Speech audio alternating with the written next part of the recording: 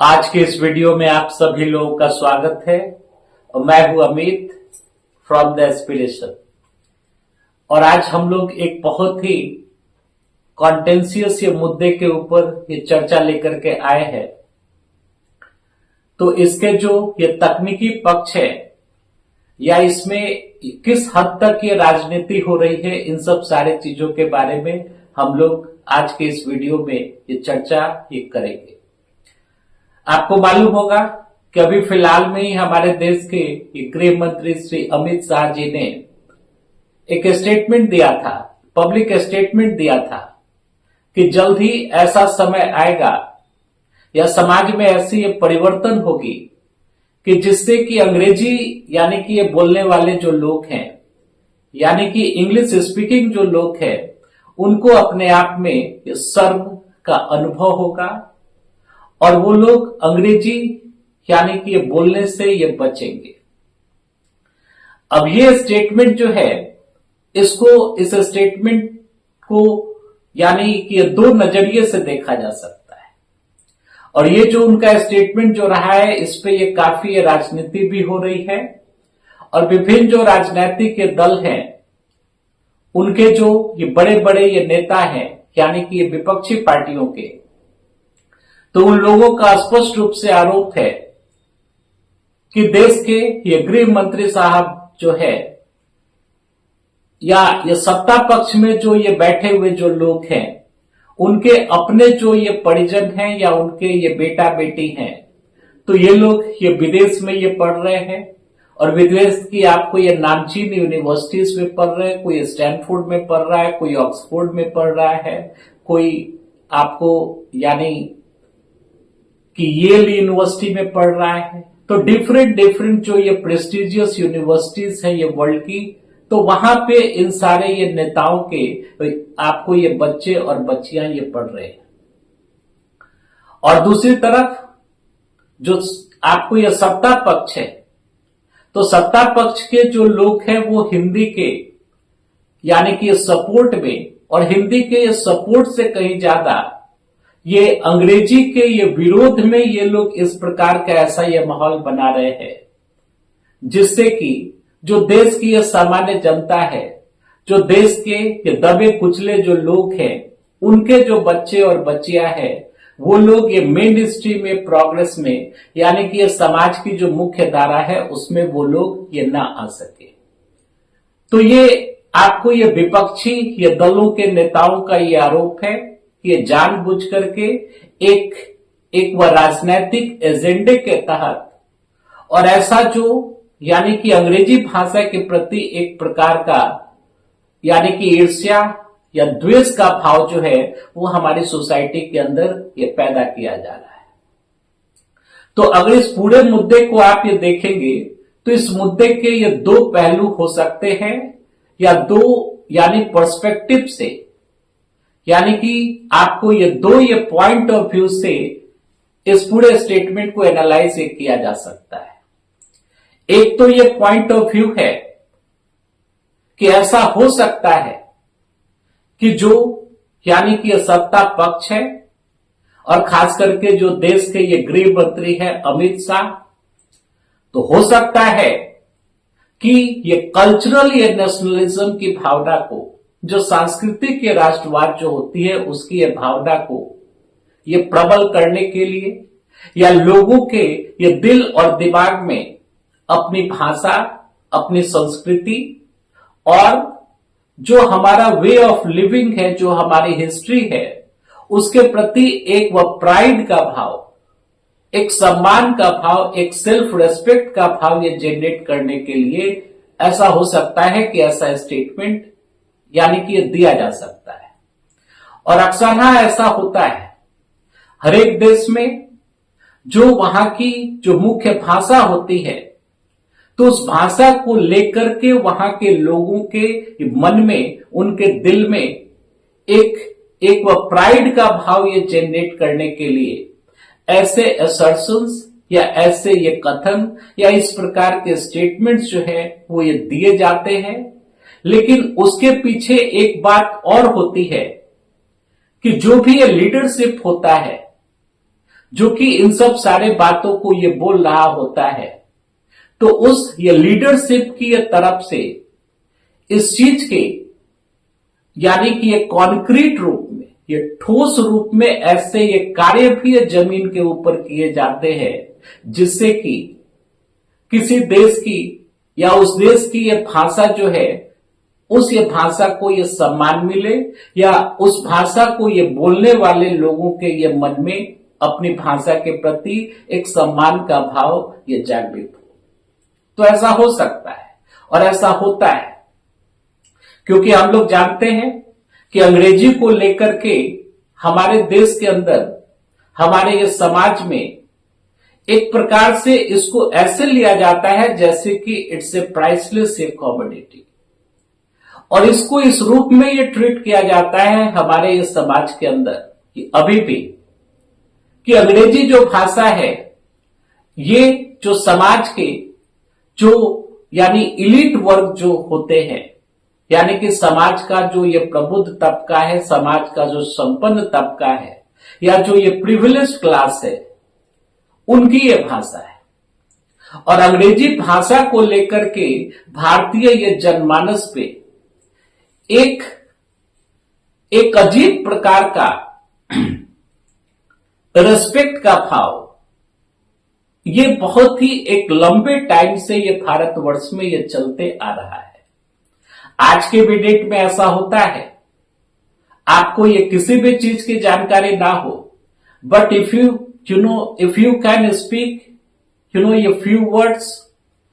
or few sentences of the English language,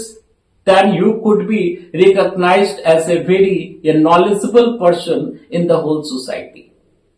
यानी आपको ये कुछ नहीं आता है और अंग्रेजी के एक दो शब्द अगर आते हैं, एक दो सेंटेंसेस आते हैं, तो सोसाइटी में एक विशेष प्रकार का आपकी स्थिति या एक विशेष प्रकार से ये सम्मान की स्थिति जो है वो आपको हासिल हो जाती है। और समाज भी उसी ढंग से ये देखता है कि अरे अरे इसको अंग्रेजी आती है, ये एक बहुत बड़ी ये चीज है। तो इसके पीछे कुछ ये कारण है, मतलब ये आज के भी डेट में हमारे ये रूरल इंडिया में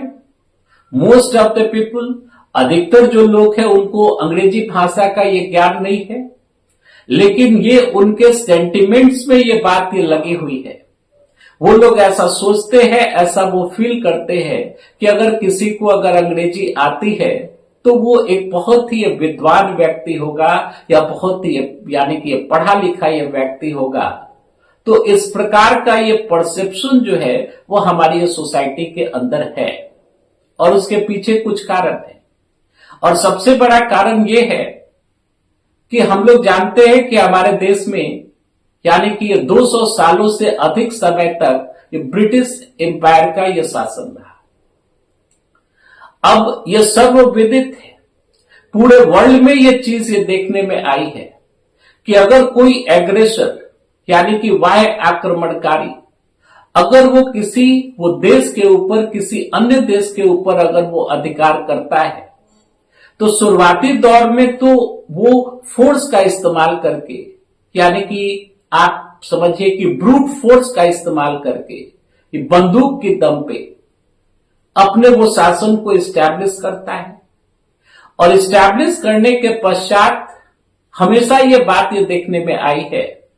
कि एक सर्टेन स्टेज के बाद जो भी एक्सटर्नल एग्रेसर्स होते हैं,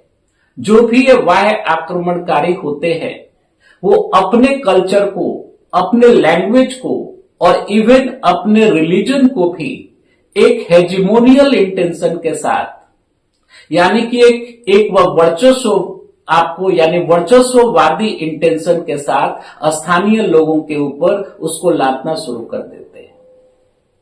और उसके पीछे का मकसद उनका ये होता है कि चूंकि किसी भी व्यक्ति या समाज के लिए जो वहां का ये कल्चर है, जो वहां का लैंग्वेज है, वहां के लोगों के द्वारा ये बोली जाने वाली ये भाषा है, उनके जो ये धर्म है, ये सब सारी चीजें उनके इमोशन से काफी ज्यादा ये जुड़ी गई हो, आपको यानी कि समझ की जुड़ी होती है। तो जब कोई एक्सटर्नल एग्रेसर या बाह्य आक्रमणकारी अपने लैंग्वेज को, अपने रिलीजन को और अपने ये कल्चर को हेजिमोनियल इंटेंशन के साथ स्थानीय जनता के ऊपर अगर वो लादता है, तो उसके ये पीछे का उनका उद्देश्य ये होता है कि जो स्थानीय ये जनता है, उस देश के जो मूल ये वासिंदे हैं, उन लोगों के मोराल को, उनके ये मनोबल को ये तोड़ा जा सके। और जब मनोबल टूटता है, मतलब अगर आपको ये बार बार ये बात ये बताई जाए कि आपकी भाषा ये कैसी भाषा है, बहुत ही निकृष्ट भाषा है, आपका कल्चर कैसा है, बिल्कुल निकृष्ट कल्चर है, आप लोग अनसिविलाइज्ड लोग हैं, आप लोग ये बार्बेरिक लोग हैं, आपकी कोई ऐतिहासिकता नहीं है, आपकी कोई ऐतिहासिक विरासत नहीं है, तो ये सब सारी बातें जब वहां की स्थानीय जनता को ये बताई जाएंगी, तो ये धीरे धीरे उनका मनोबल ये टूटता है। और किसी आपको मनोबल ये टूटे हुए ये लोगों के ऊपर ये शासन करना बहुत ही आसान हो जाता है और एक लंबे टाइम तक वो शासन ये किया जा सकता है। और अंग्रेजों ने विशुद्ध रूप से यही नीति अपनाई थी ये भारतवर्ष में, और इसी नीति के तहत, मतलब अपने ये शासन को कॉन्सोलिडेट करने के लिए, उसको मजबूती प्रदान करने के लिए, एक लंबे टाइम तक ये भारतवर्ष के ऊपर ये शासन को यानी कि बनाए रखने के लिए उन्होंने भारतवर्ष में जो वेस्टर्न कल्चर है और जो इंग्लिश ये लैंग्वेज है, इस इंग्लिश लैंग्वेज को इस प्रकार से हमारे समाज में, हमारे लोगों के यानी कि दिल और दिमाग में इस प्रकार से उन लोगों ने इसको इंटर कराया कि अंग्रेजी भाषा कोई बहुत ही महान भाषा है। और अंग्रेजी भाषा जो है, अगर आपको आती है तो आप एक विशिष्ट व्यक्ति हैं और आप एक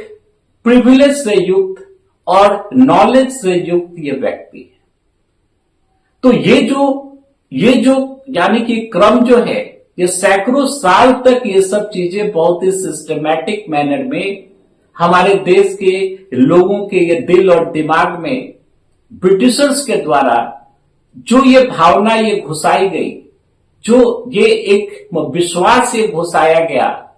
या इसको इंस्टिल किया गया हमारे ये देश के अंदर, जिसका कि ये प्रभाव आज भी हमारे देश के अंदर, हमारे इस समाज में मौजूद है कि अंग्रेजी भाषा को लेकर के एक अजीब प्रकार का, जिसको कि एक्सप्लेन नहीं किया जा सकता है, उस प्रकार का एक यानी कि सम्मान का भाव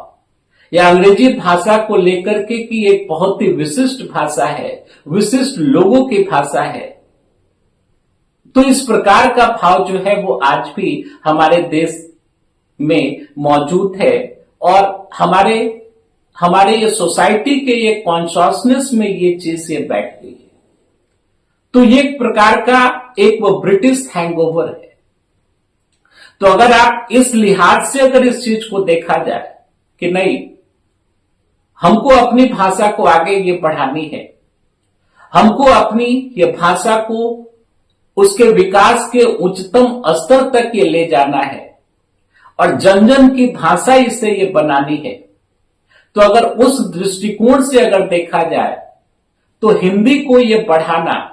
या अन्य किसी भी ये भारतीय ये भाषा को ये बढ़ाना, आपको यानी कि ये बढ़ाना, इसमें कोई ये गलत नहीं है। लेकिन यहां पे जो मुद्दा उठ रहा है कि बात यह है कि आखिर अंग्रेजी ये बोलने वाले लोग ये शर्म ये क्यों करें, इसमें ये शर्मिंदगी की ये कौन सी बात है।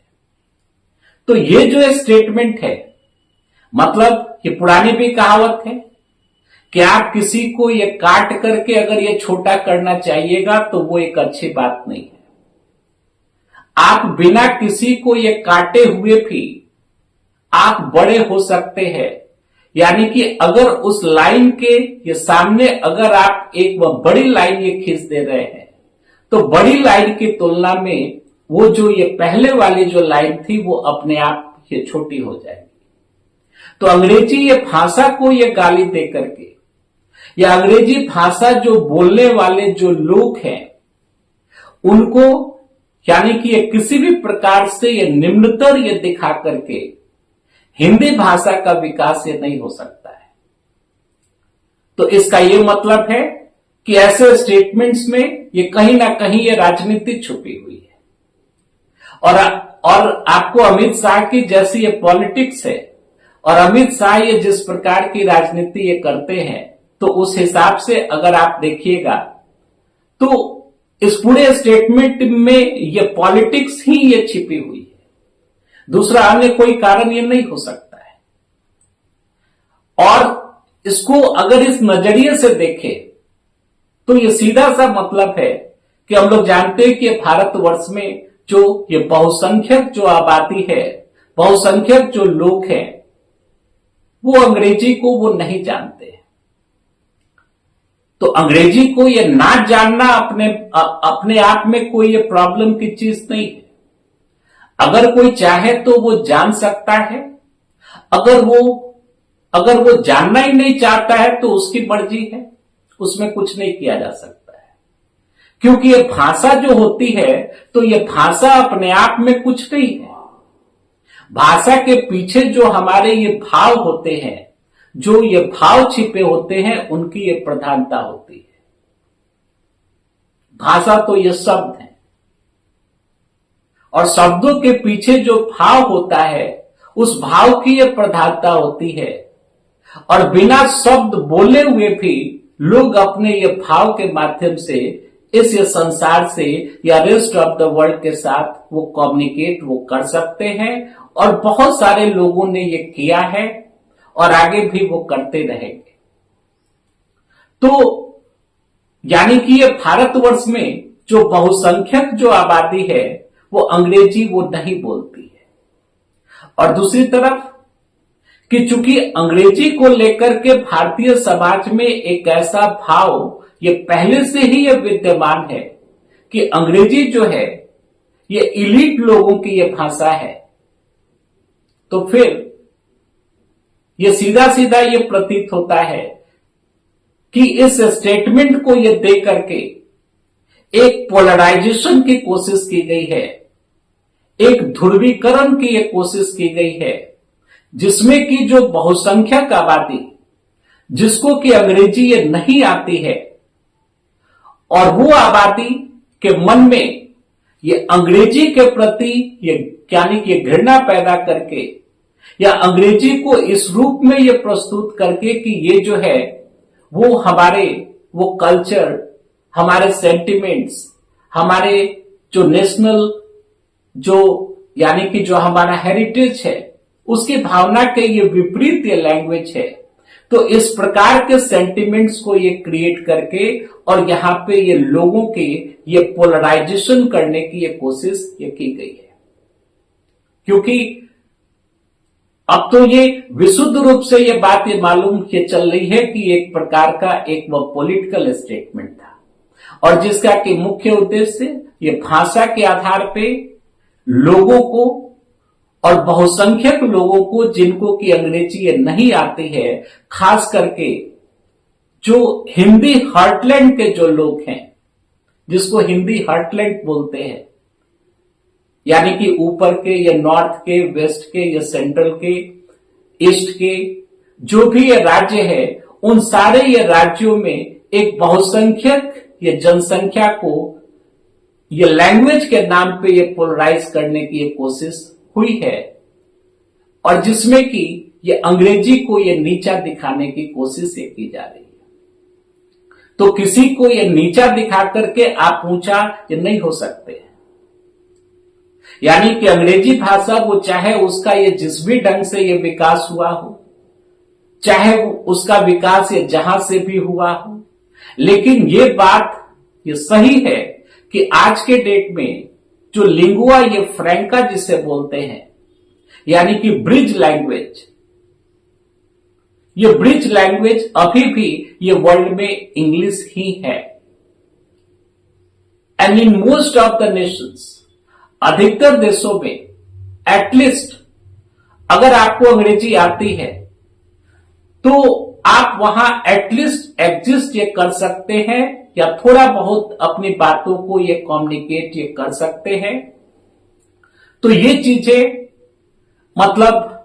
जितने भी मल्टीनेशनल ये कॉरपोरेशंस हैं, अंग्रेजी भाषा का वहां इस्तेमाल होता है, ये एक सच्चाई है, इससे इनकार ये नहीं किया जा सकता है। हां, ऐसा जरूर है कि यूरोप के कुछ देश हैं जहां पर कि वहां के भी ये लोगों का अपने अपने ये लैंग्वेज के प्रति, जैसे कि ये फ्रांस में जो ये फ्रेंच लैंग्वेज है, तो फ्रांसीसी जो लोग हैं उनका अपनी ये भाषा के प्रति एक बहुत ही अगाध ये स्नेह होता है। फ्रांस की ये गलियों में अगर आप भी ये रोम कीजिएगा, मूव कीजिएगा, और अगर आप यानी अंग्रेजी बोलने की कोशिश कीजिएगा या किसी अन्य दूसरी भाषा को बोलने की कोशिश कीजिएगा, तो वहां के लोग आपको जल्दी रिस्पॉन्ड ये नहीं करेंगे। तो खैर, यूरोप का जो नेशनलिज्म है, यूरोप का जो राष्ट्रवाद है, ये भाषा पे सिमटा हुआ है, और यूरोप के राष्ट्रवाद से ये तुलना भारतीय राष्ट्रवाद की नहीं की जा सकती है। यूरोपियन राष्ट्रवाद और भारतीय राष्ट्रवाद में जमीन आसमान का फर्क है। यूरोप की अधिकतर जो कंट्रीज हैं, तो वहां के लोग यूनाइटेड हैं एक राष्ट्र के रूप में, अपने अपने ये लैंग्वेज और उनकी जो पॉलिटिकल आइडियोलॉजी होती है उसके आधार पे वो लोग यूनाइटेड होते हैं। मतलब उनके लिए उनके नेशनलिज्म का जो आधार है, राष्ट्रवाद का जो आधार है, वो लैंग्वेज है और उनकी ये पॉलिटिकल आइडियोलॉजी है।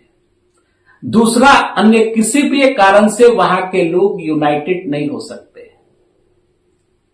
लेकिन ये भारतवर्ष में अगर आप आइएगा, तो भारतवर्ष में यानी भिन्न भिन्न भाषाएं ये बोली जाती है। कुछ सैकड़ों किलोमीटर की दूरी पे आगे बढ़ने पे लोगों का जो डायलेक्ट है वो ये चेंज हो जाता है। 22 भाषाएं तो यहां ये शेड्यूल्ड ये लैंग्वेज के रूप में हमारा ये कॉन्स्टिट्यूशन ही ये रिकॉग्नाइज करता है। और इसके साथ साथ 1800 से आपको ये ज्यादा ऐसे ये डायलेक्ट्स हैं, ऐसी ये क्षेत्रीय, स्थानीय या भिन्न भिन्न प्रकार की ये भाषाएं हैं जो कि ये भारतवर्ष में ये प्रचलित है। तो अगर ये भारतवर्ष में अगर हम लोग ये सोचते हैं कि एक भाषा को अगर हम लोग ये लाद करके अगर हम लोग ये भारतवर्ष में राष्ट्रवाद की भावना का विकास कर लेंगे, तो ये संभव नहीं है। भारतवर्ष की मिट्टी आपको कुछ और है, यहां के लोगों का सेंटिमेंट्स कुछ और है, यहां के लोगों के एस्पिरेशंस कुछ और हैं। भारतवर्ष में ही देख लीजिए ब्रॉडली, तो भारतवर्ष के उत्तरी, पश्चिमी और पूर्वी भागों में जो भाषाएं ये बोली जाती हैं, तो आप ये साउथ में चले जाइए, तो ये साउथ में जो ये द्रविडियन जो लैंग्वेजेस हैं वो बिल्कुल अनरिलेटेड हैं वो हिंदी से। यानी ऊपर हमारे देश में ऊपर की तरफ जो भाषाएं बोली जाती हैं उसकी तुलना में हमारे देश के ये आपको ये दक्षिणी भाग में जो भाषाएं बोली जाती हैं वो सब अनरिलेटेड हैं, उनका एक दूसरे से कुछ यानी कि लेना देना नहीं है। तो अलग अलग ये भाषाएं हैं हमारे देश के अंदर, और हर एक भाषा को ये सम्मान भी। हाँ, ये जरूर है कि हिंदी जो भाषा है वो हिंदी भाषा सबसे ये ज्यादा लोगों के द्वारा ये भारतवर्ष में ये बोली जाने वाली और समझे जाने वाली ये भाषा है। तो इसी कारण है कि जब हमारा देश जब आजाद हुआ और हमारे देश का ये संविधान बना, तो वैसी स्थिति में ऑफिशियल ये लैंग्वेजेस के तौर पे यानी कि भारतवर्ष की जो आधिकारिक ये भाषा होती है उसके ये तौर पे हिंदी और अंग्रेजी को रखा गया, यानी शुरुआती दौर में। और फिर उसके बाद से ये घोषणा की गई कि जब हमारा संविधान ये लागू हुआ उसके बाद ये यानी कि 15 वर्षों तक ये अंग्रेजी भी हमारे देश की ऑफिशियल ये लैंग्वेज रहेगी, और फिर अंग्रेजी को हटा दिया जाएगा, और फिर धीरे धीरे हिंदी जो है वो हमारे देश की ऑफिशियल ये लैंग्वेज यानी कि ये राज कार्य के जो भी कार्य होते हैं उन सब सारे क्षेत्रों में हिंदी भाषा का इस्तेमाल होगा। लेकिन जब ये 15 साल बीते तो फिर यह भाषा को लेकर के भारतवर्ष में एक ऐसी स्थिति बनी रही कि उस टाइम में भी ये आवश्यक समझा गया कि नहीं, अभी जो ऑफिशियल ये लैंग्वेज है वो भारतवर्ष में अंग्रेजी और हिंदी ये दोनों ही ये रहने दिया गया। और आज की वास्तविक स्थिति ये है कि अभी भी हमारे देश के अंदर जो ऑफिशियल ये लैंग्वेजेस हैं वो हिंदी और अंग्रेजी हैं। और आपको जान करके आश्चर्य होगा कि हमारे देश की कोई यानी राष्ट्रीय भाषा नहीं है, जो ये नेशनल ये लैंग्वेज होता है। यानी कि नेशनल लैंग्वेज और ऑफिशियल ये लैंग्वेज में अंतर होता है। तो ये नेशनल लैंग्वेज का मतलब हुआ कि राष्ट्रीय भाषा, और ऑफिशियल ये लैंग्वेज का अर्थ हुआ कि आधिकारिक भाषा। तो हमारे देश की कोई ये नेशनल ये लैंग्वेज नहीं है। और जब हमारे देश का ये संविधान बन रहा था तो इस मुद्दे के ऊपर ये यानी कि खूब सारी ये चर्चाएं हुई थी। लेकिन बाद में यही समझा गया कि भारतवर्ष में जो लैंग्वेज का मुद्दा है वो लैंग्वेज का मुद्दा इतना सेंटिमेंटल है कि अगर इसके साथ अगर बहुत ज्यादा ये छेड़छाड़ की जाए तो हमारे देश की यूनिटी और इंटीग्रिटी पे असर ये पड़ सकता है, सामाजिक संघर्ष की स्थिति हो सकती है। तो इसलिए यूनिटी इन डाइवर्सिटी के कॉन्सेप्ट को अपनाया गया। तो लैंग्वेज को लेकर के यानी कि भारतवर्ष में इस प्रकार ये ठीक है कि हिंदी को ये पढ़ाने के लिए हर एक संभव जो प्रयास हो सकते हैं वो ये किए जाने चाहिए, लेकिन ये अंग्रेजी भाषा को ये नीचे करके या नीचे दिखा करके हिंदी भाषा को अगर ऊपर उठाने की कोशिश अगर होगी तो फिर इसका एक ही मतलब होता है कि यानी कि लैंग्वेज के आधार पे लोगों के जो सेंटिमेंट्स होते हैं उन ये सेंटिमेंट्स को उकेरने की कोशिश की जा रही है और उसका एक प्रकार से ये पॉलिटिकल ये मिलियंस लेने की कोशिश ये की जा रही है कि जिससे कि ये भाषा संबंधी ये विवाद से जो उत्पन्न ये जन आक्रोश होगा या लोगों के अंदर जो ये सेंटिमेंट्स होंगी उसको किसी ये पार्टिकुलर ये राजनीतिक दल के ये फेवर में यानी कि वोट के रूप में ये तब्दील किया जा सके, उसको ये बदला जा सके। तो ये एजेंडा है। तो इस एजेंडा को लेकर के आप हिंदी का विकास नहीं कर सकते। हिंदी का विकास करना है तो वास्तव में हम सारे लोगों को, हम सारे देश की ये जनता को, सभी लोगों को अपनी ये भाषा के प्रति जो ये प्रेम और स्नेह होता है उसको अपने ये दिल में ये संजो करके रखना होगा और अपने यानी कि अपनी ये भाषा का यूज जो है एज मैक्सिमम एज पॉसिबल अपने व्यक्तिगत जीवन में भी और सामाजिक जीवन में भी अपनी भाषा का ये जितना जल्दी यानी कि जितना ये ज्यादा से ज्यादा यूज हो सके वो हमें ये करना होगा। क्योंकि यानी कि ये भाषा वो इमोशनल ये ग्लू है, वो एक बाइंडिंग फोर्स है जो कि लोगों से लोगों को बांधती है, लोगों से लोगों को ये जोड़ती है और ये यूनिटी लाती है लोगों के बीच में। और जहां यूनिटी होती है वहां स्ट्रेंथ होता है। तो भाषा को लेकर के राजनीति करना ये कहीं से भी उचित नहीं है। और अगर किसी यानी कि राजनीतिक के भावना के तहत और यानी कि एक प्रकार से कि लोगों के अंदर ये पोलराइजेशन करने के लिए ये भाषा के आधार पे अगर ये सब प्रकार के स्टेटमेंट का अगर यूज किया जा रहा है या ये सब बातें ये की जा रही हैं तो ये उचित नहीं है। इसका अंतिम रूप से हमारे देश को नुकसान ही होगा, क्योंकि ये देश बहुत ही इसको ये मेहनत से और बहुत ही शिद्दत के साथ इस देश को हमारे जो देश के ये फाउंडिंग फादर्स थे, हमारे देश के जो ये निर्माता जो थे, उन लोगों ने ये ब्रिटिश राज से मुक्ति ये दिलवाई है